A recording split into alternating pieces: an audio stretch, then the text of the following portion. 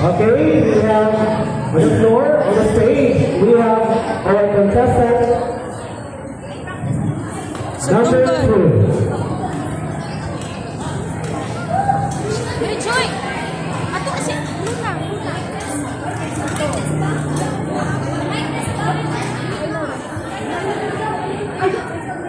Mary Joy! Bubos! Sa dalawa tatlo, pagsubok sa mikropono. Sa dalawa tatlo, pagsubok sa mikropono.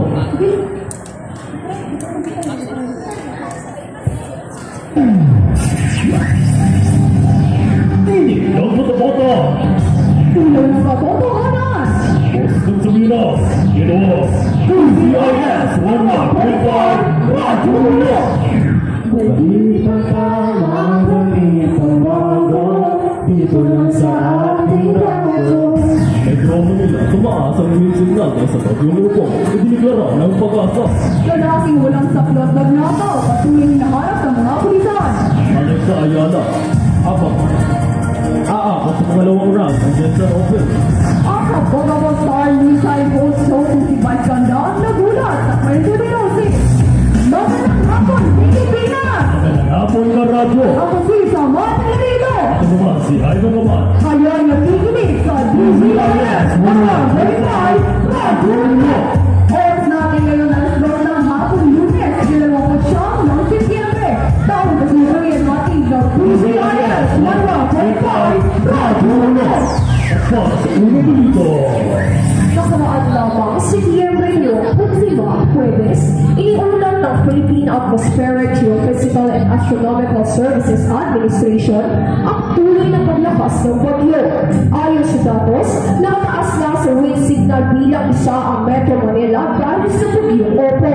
Pwedeng natamaan ang sentro ito sa layong 440 kilometro sa silangan ng Diwan, Eastern Samar.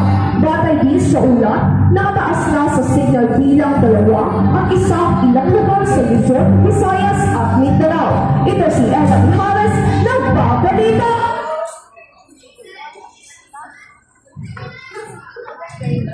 Samantala, patuloy na hinaharap ng Lapu-Lapu City Police Office isang lalaking nagnakaw ng isang boat na kumasa na kasabot lang.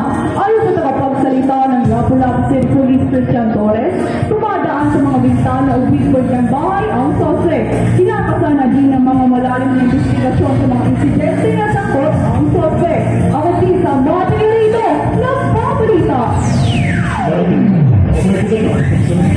At magbabalikan, PCIS 1.5 Radyo Nyo!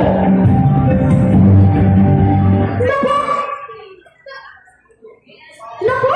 Lolo! Ano sa pala? Natatakot ako! Lolo! Bakit pa natin may pinakit kung nilalala?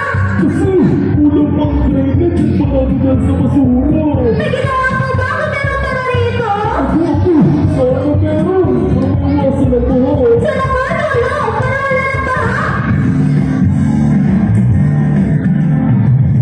Rakoncho ka lang, rakoncho ka lang, rapatano ang buhay ko. Ligtas ba yan? Wala nang hihigit pa dito. Paalala, hindi mapipigilan na baha, pero mababawasan na pinsala kung may disiplina at pagtutulungan. Ang paalalang ito ay hatid sa inyo ng hindi lang ito. Balita alamin natin ang update sa labanan ni Alexa Ayala at Alino Napale. Narito si Jenny Panginoon pagbabalita. Nagpaalala ba nila Ayala at Paloy katalang ito itong Martes, Setyembre 23, sa Rao na Bing-Ati. Kalaunan, patuloy ang pagbagsakan itong si Ayala laban sa Women Tennis Association. Samantala, mas mataas na panalo ngayon si Ayala sa lahat ng mga subdivision nitong pinalihan. Ito si Kelly Pakibot, nagbabalita! Maraming salamat kay Henry Pagibot, Vice Ganda, nagulat sa kwento ni Rosie. Narabis meron din po ito para sa ating showbiz. Happy New Year! Chika! Chika ng bayan at kapag-posay at no-time-showtime na si Vice Ganda. Naging emotional matapos nalaman na walang maayos sa tirahan ang 67 anyos na si Tatay Rosie.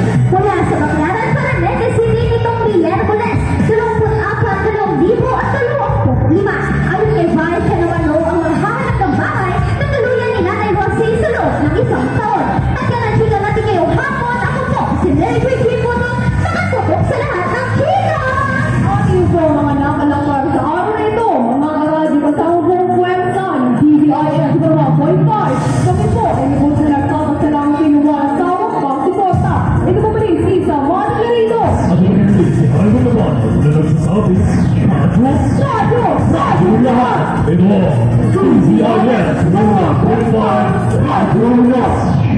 Balitang tama, balitang bago, dito na sa